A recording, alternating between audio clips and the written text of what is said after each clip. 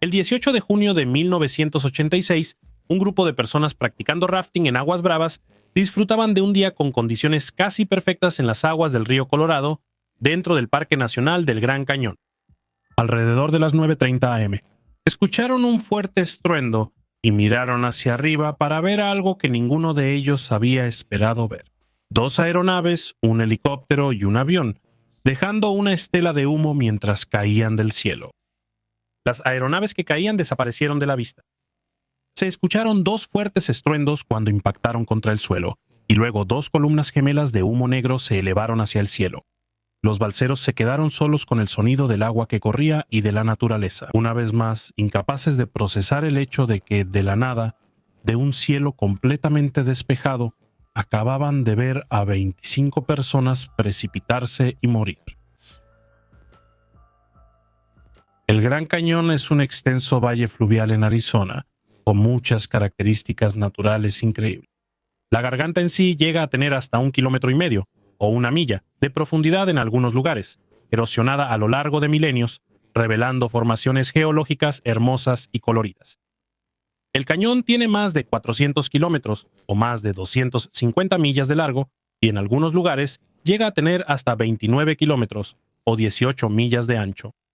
La magnitud misma es impresionante y se considera una de las 7 maravillas naturales del mundo. Desde 1908 el cañón ha sido un monumento nacional y desde 1919 un parque nacional. Millones de personas lo visitan cada año. Muchos recorren el borde para disfrutar de las increíbles vistas del cañón, mientras que otros bajan al interior bajo temperaturas abrasadoras. Otros más optan por ver el cañón desde arriba tomando uno de los muchos vuelos turísticos que pasan sobre el extenso paisaje todos los días. Estos vuelos son, y durante décadas han sido, un gran negocio. En los años 80, hasta 400,000 personas al año tomaban un vuelo sobre el cañón, con alrededor de 40 operadores diferentes compitiendo por ofrecer este servicio. A las 8:55 am del 18 de junio de 1986, uno de estos vuelos turísticos despegó del aeropuerto del Parque Nacional del Gran Cañón. Era una aeronave de Havilland Canadá DHC-6 Twin Otter con 18 pasajeros y 2 tripulantes a bordo, operada por Grand Canyon Airlines. Aproximadamente 20 minutos después, a las 9:13 am, un helicóptero Bell 206B despegó de un pequeño helipuerto adyacente al Parque Nacional. Era operado por la compañía de tours bajo demanda Helitech. Había 4 pasajeros y un piloto a bordo. Era un día claro y hermoso sobre el cañón, y ambas aeronaves volarían bajo reglas de vuelo visual. Esto significa que, aunque estaban en contacto con los controladores de tráfico aéreo, no tenían que obtener autorización para cada maniobra importante. Cualquier movimiento que los pilotos de cada aeronave quisieran hacer, se les permitía hacerlo, siempre y cuando verificaran visualmente que el espacio aéreo al que planeaban moverse estuviera despejado. Se esperaba que los pilotos mantuvieran en todo momento la conciencia situacional y una distancia segura de cualquier otra aeronave que operara en su proximidad. Ninguno de los vuelos llevaba a bordo una grabadora de datos de vuelo ni una grabadora de voz de cabina. Las grabadoras no eran obligatorias en ese momento para vuelos turísticos pequeños. Por lo tanto, no hay registro de la ruta exacta que tomó cada vuelo ni de lo que dijeron las tripulaciones a bordo. Sin embargo, alrededor de las 9:30 am, las 2 aeronaves chocaron en el espacio aéreo sobre la meseta Tonto.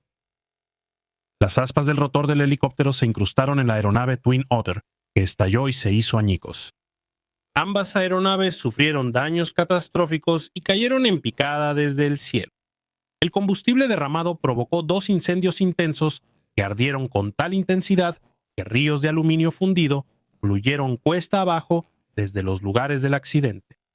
Un helicóptero del Servicio de Parques Nacionales estaba cerca. El piloto escuchó un informe de un posible accidente por la radio.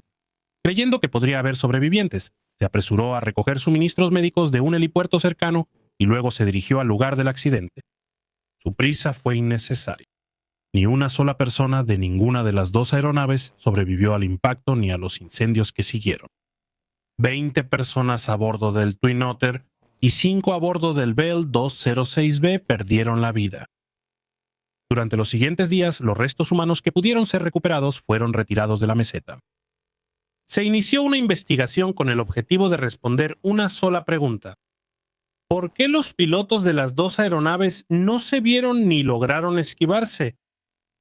Las condiciones meteorológicas no podían ser la causa, ya que era un día perfectamente despejado. Asimismo, los pilotos estaban adecuadamente entrenados y experimentados, habían descansado bien y no estaban intoxicados ni sufrían de ninguna condición médica relevante. No había ninguna señal de que alguna de las aeronaves hubiera presentado una falla. La Junta Nacional de Seguridad en el Transporte, o NTSB, consideró otras posibilidades. El piloto del helicóptero era un nuevo empleado, con solo 5 días en el trabajo, pero al mismo tiempo no era inexperto. En su trabajo anterior también había volado un helicóptero similar por una ruta parecida. Se examinó y descartó la posibilidad de que una de las aeronaves se hubiera mezclado visualmente con el cielo azul o las rocas naranjas de abajo. Incluso se consideró si uno de los pilotos llevaba una gorra de béisbol que pudiera haber limitado su campo de visión. Pero, de nuevo, no se encontró que esto fuera un factor relevante. Ninguna de estas cosas causó el accidente. Entonces, ¿qué lo causó? La NTSB identificó algunos posibles factores que pudieron contribuir. Se descubrió que uno de los pilotos a bordo del Twin Otter había acumulado una gran cantidad de horas de vuelo en el mes anterior al accidente. Estaba volando dentro de los límites legales establecidos para los pilotos que operan vuelos turísticos, pero ¿eran apropiados estos límites? La NTSB señaló que los vuelos turísticos eran en realidad más exigentes que otros tipos de vuelo, ya que se realizaban bajo reglas de vuelo visual, a altitudes relativamente bajas y sin el uso de piloto automático. Sin embargo, a los pilotos que realizaban vuelos turísticos se les permitía volar más horas con menos descanso que a los pilotos que realizaban vuelos de punto a punto. Aunque el piloto involucrado había cumplido con todas las directrices relevantes, aún podría haber estado fatigado. Mientras tanto, el único piloto a bordo del helicóptero Bell 206B podría haber estado distraído.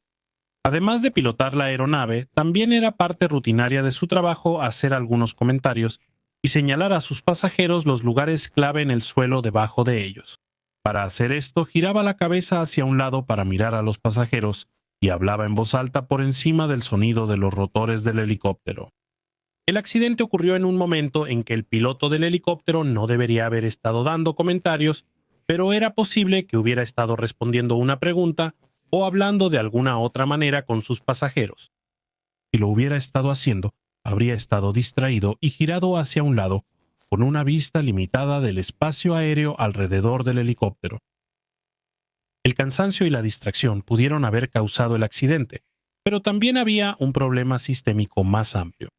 Muchos vuelos turísticos sobrevolaban el Gran Cañón, y la mayoría pasaba por el mismo pequeño número de puntos de referencia. Por esta razón, aunque el espacio aéreo sobre el cañón era vasto, había varios puntos y corredores donde podía estar relativamente congestionado. La mayoría de los operadores se ajustaban a un sistema en el que diferentes aeronaves y diferentes operadores volaban a distintas altitudes, asegurando la separación vertical. Pero este sistema era básico, informal y no se hacía cumplir. El problema de la congestión se volvió aún más evidente en abril de 1986, 2 meses antes del accidente. En un intento de reducir las quejas de los excursionistas en el cañón de abajo sobre el ruido de las aeronaves que pasaban por encima, algunos operadores habían modificado sus rutas de vuelo. Helitech era uno de esos operadores. Su nueva ruta era similar a la que tomaba Grand Canyon Airlines, algo que reduciría la cantidad de ruido de aeronaves en otras partes del parque, pero que desafortunadamente llevó a que ambas aeronaves tuvieran trayectorias de vuelo que se cruzaban. En un esfuerzo por reducir la contaminación acústica, se había comprometido la seguridad. El accidente provocó cambios significativos en la forma en que se operaban los vuelos turísticos sobre el Gran Cañón. Las empresas que operaban vuelos panorámicos ahora tenían que trabajar de acuerdo con los mismos límites de horas de vuelo que cualquier otra aerolínea. También se les exigía planear, registrar y apegarse a rutas específicas que habían sido aprobadas por la Administración Federal de Aviación. Al mismo tiempo, se elevaron los estándares mínimos para la capacitación, certificación e informes de los vuelos turísticos en todo el país. Hasta el día de hoy, los recorridos aéreos sobre el Gran Cañón continúan. Es posible admirar la maravilla natural de este paisaje único desde distintos tipos de aeronaves pequeñas. El espacio aéreo sigue siendo complicado y disputado, pero los cambios en los procedimientos de seguridad realizados en 1986 han mejorado significativamente su gestión. No ha habido otra colisión aérea sobre el Gran Cañón desde junio de 1986.